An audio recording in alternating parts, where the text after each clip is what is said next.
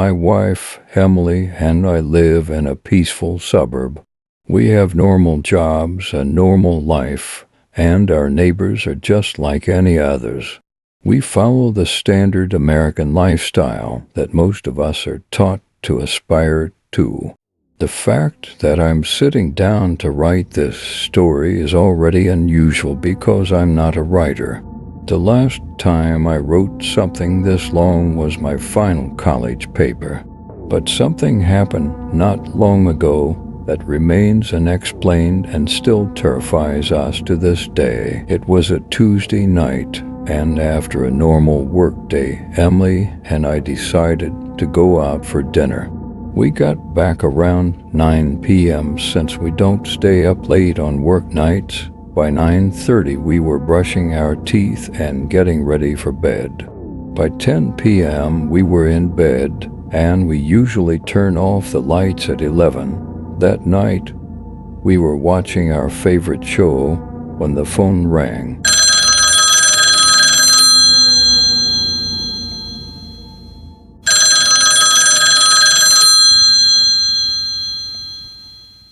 Emily told me not to answer, since calls at this hour usually mean bad news. I agreed, but I thought I should pick it up in case it was an emergency. I reached for the phone next to the bed, but before I could actually pick it up, the call stopped.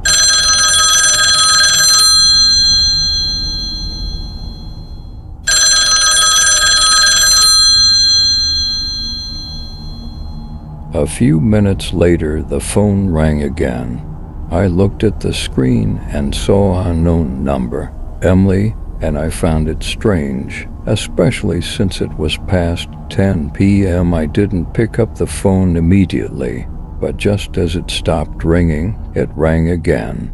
It felt urgent, as if something terrible had happened, so I answered quickly.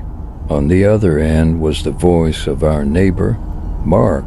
He asked if I knew there was a man standing outside our house. I was confused and asked what he was talking about. Mark told me to go outside and hung up abruptly. His sudden hang-up was odd. When I told Emily what Mark had said, she looked scared. She told me not to go outside. I said I would just check through the window. I went downstairs, pulled back the curtains lightly, and looked out at the front lawn. There was definitely no one outside. I opened the front door and then the storm door, stepping out onto the stoop. I looked around and checked the bushes right in front of the house. Nothing. I was annoyed, thinking Mark might be playing a prank. I went back to bed and told Emily that there was no one outside and that Mark was probably just messing with us. Emily suggested I call Mark back. I did, but it went straight to voicemail. I left a message saying, "Hey Mark, what was that call about? Call me back." The phone rang again shortly after. It displayed unknown color once more. I answered, and it was Mark again, saying in a calm but urgent voice, "Go outside. There's someone standing outside your house." He hung up again. I stood up and said out loud, "What the hell is going on?" I told Emily to stay put and went back downstairs to the window. This time I saw a man standing at the end of our walkway, where it met the sidewalk. He had a hood over his head, obscuring his face completely. I felt genuinely scared. I opened the door and called out, "Can I help you?" The man just stood still. I threatened to call the police, and then the house phone rang again. I closed the front door and went to the kitchen phone. This time the caller ID showed Mark's number. I answered, and Mark spoke in a much more normal tone. "Hey, I just got your voicemail. What's going on?" "I didn't call you." I was baffled and told him he had called twice about a man outside our house. Mark seemed even more confused and said he couldn't see anyone outside. I went back to the window, and the man was gone. I demanded Mark tell me if this was a prank. If it wasn't, he needed to explain or we'd have a problem. Mark insisted he was telling the truth and wasn't a prankster. He's a very low-key, respectful person. I put him on speakerphone so Emily could confirm that we received the calls from someone who sounded just like him. Mark did the same and had his wife speak to confirm his story. In the end, all he could say was that it seemed like someone was playing a prank on us. I demanded Mark tell me if this was a prank. If it wasn't, he needed to explain or we'd have a problem.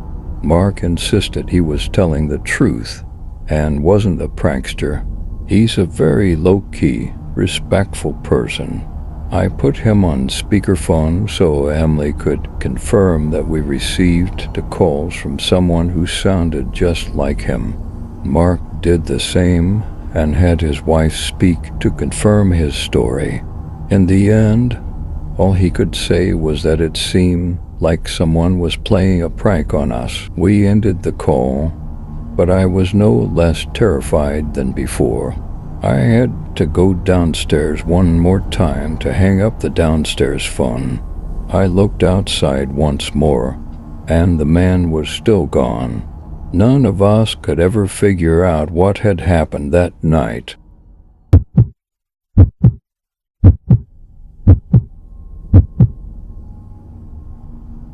It was a Tuesday night, around 11 p.m. in 2013. Light rain was falling, and I was walking along a narrow, deserted path. My car was in the repair shop, forcing me to walk home after work. My house was on the outskirts of a small town in southern Indiana, and that night was eerily quiet. The dim street lights cast a faint glow on the wet road. The cold, damp air made me shiver. As I walked, I thought about how I should have called the mechanic earlier to avoid these late-night walks home. I had walked about a mile when I turned onto a dirt road, the path that led to my house. Around me were dense trees, creating thick shadows. Just as I turned, I heard an engine sound in the distance. The bright headlights of a large truck slowly emerged from the darkness, moving closer. I stopped, trying to see more clearly. The truck had its lights off and was moving very slowly. At first, I didn't think much of it. Maybe it was someone trying to find their way or having trouble with their lights. But just a few seconds later, the truck suddenly sped up and its headlights blazed to life. It roared towards me. Startled, I began to walk faster. The roar of the engine behind me made me anxious. When the truck reached the turn onto the dirt road, only about 500 feet away from me, its lights turned off again, and it slowed down. An unnamed fear surged through me. I started running, no longer caring about appearing calm. The sound of footsteps behind me grew closer. Suddenly, I heard a loud noise, like a gunshot, echoing from behind. I quickly veered into the forest, hiding behind a large rock, my breath coming in gasps.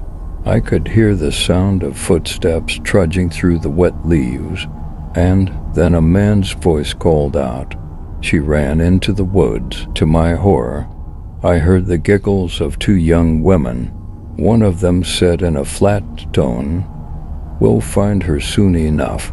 Tonight, she be the new one." Those words sent chills down my spine. I covered my mouth, trying not to make any sound. After a terrifying silence, I heard the man give an order. "Whoever finds her doesn't have to drink the blood tonight." At that moment, I wasn't just fearing for my life, but also the horrifying prospect of being forced into some kind of ritual. I sat there, frozen, each second stretching into eternity. Suddenly, I heard the sound of police sirens. Red and blue lights flickered in the distance, shining through the treetops. I knew this was my chance to escape. I ran out of my hiding place, screaming for help. Two police officers saw me and immediately rushed over, asking what had happened. I told them everything, from the truck to the men and young women. One officer radioed for backup while the other led me to safety. They listened intently, their faces growing serious. "We'll investigate," one of the officers said, then offered to drive me home safely. When I got back home, I couldn't sleep. I kept looking out the window, fearing that the truck would return, and sure enough, around midnight I saw the truck's headlights still off, moving silently along the road in front of my house. I quickly wrote down the license plate number and called the police. The next morning, the police came and told me they had found something important. The license plate I provided didn't exist in any database, as if the truck had no registration. They also mentioned receiving similar reports of a suspicious truck in other states on the same night. It seemed like there was a mysterious organization operating across the country, and I was just one of the many fortunate victims who escaped their grasp. I decided to leave Indiana and move to a safer place. Even though many years have passed, I can't forget those watching eyes in the night, the chilling laughter, and the terrifying threat whisper from the darkness. I don't know who they are, but I know one thing. If I ever see those suspicious signs again, I won't hesitate to run away immediately.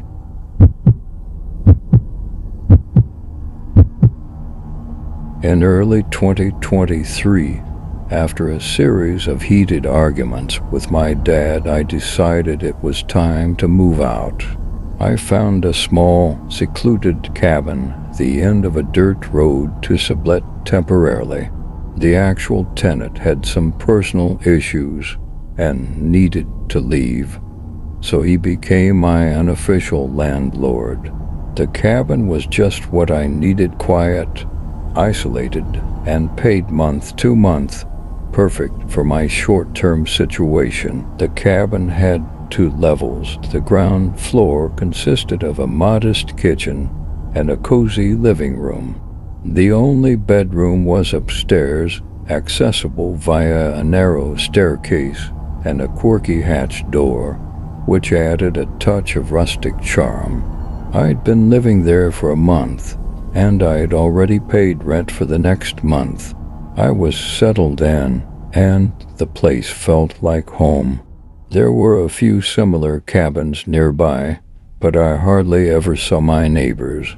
One cabin seemed vacant, and I never saw anyone coming or going. My job required long 12-hour shifts, and by the time I got home, I was usually too exhausted to do anything but collapse into bed and watch TV until I fell asleep.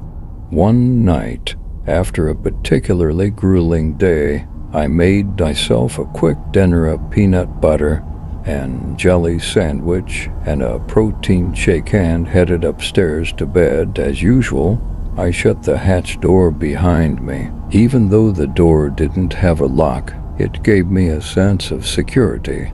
Something about having the hatch open at night made me feel exposed. As I lay in bed watching TV, I suddenly heard a voice from downstairs. "Who's up there?" My heart stopped. The voice was muffled but clear enough to send chills down my spine. It could have been inside the cabin or just outside, but either way, it was close. I grabbed the TV remote, turning off the sound, and listened intently. Silence. I crept over to the small window above the bed and peered outside, but the darkness revealed nothing. "Who's there?" I called out, my voice trembling. No response. Gathering my courage, I approached the hatch door and cautiously opened it.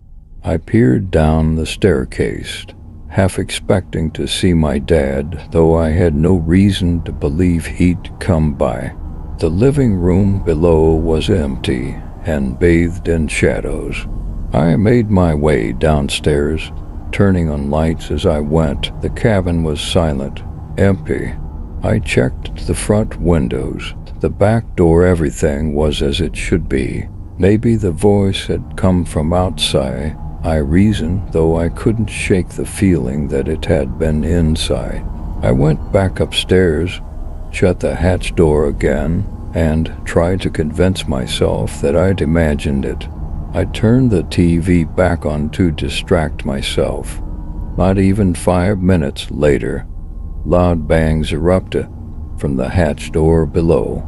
The noise was forceful and angry, sending adrenaline coursing through my veins. Someone was definitely inside the cabin. I stayed perfectly still, paralyzed by fear. Whoever was downstairs could easily open the hatch. It didn't lock. I held my breath, my mind racing. After what felt like an eternity, I decided to make a move. I couldn't find my phone on the nightstand. Panicking, I realized I must have left it downstairs. I carefully opened the hatch door, peering down into the dimly lit living room. I moved silently down the stairs and slipped out the back door barefoot. I sprinted to the nearest occupied cabin, where I'd occasionally seen lights on. I banged on the door, desperately hoping someone would help. After a few moments, a face appeared at the window beside the door, staring at me. The man inside didn't open the door. He just stood there, watching me silently, his eyes following my every move. "Please, I need to call the police," I shouted through the glass, my voice tinged with fear. The man just continued to stare and blinking. A chill ran down my spine. What if he was involved somehow? I backed away from the door, feeling more unsettled than ever. Realizing I had no other options, I ran back to my cabin. The back door was still closed, just as I had left it. I locked it behind me, turned on every light in the house, and began searching for my phone. After a frantic search, I found it in the car, left in the center console from earlier. I grabbed it, relief washing over me, and hurried back inside. Climbing the stairs, I could see the TV still flickering. I reached the top and froze. There, sitting on my bed, was a man, casually watching TV. His face was half lit by the screen's glow. I gasped, and he turned his head slowly, his eyes meeting mine. Terror overtook me, and I bolted down the stairs and out of the cabin. My hands trembling, I dialed 911 from the safety of my locked car. When the police arrived, an officer searched the cabin but found no one. I explained what happened, mentioning the man I saw and the neighbor's eerie behavior. The officer advised me to find another place to stay for the night. Reluctantly, I called my dad, swallowing my pride and asking if I could crash at his place. The next day, I went back to the cabin to pack up my things. I was done with that place. The landlord was surprisingly agreeable, offering to refund some of my rent without much fuss. When I described the intruder, the landlord's reaction was oddly subdued, almost like he wasn't surprised. His lack of curiosity was unsettling, making me wonder if he knew more than he was letting on. To this day, I can't shake the feeling that the whole situation was more than just a random break-in. The strange neighbor, the landlord's sudden departure, and the intruder, and I bet all of it felt connected, like pieces of a puzzle I couldn't quite solve. Maybe I was overthinking it, or maybe, just maybe, I had stumbled into something far more sinister than I would ever know.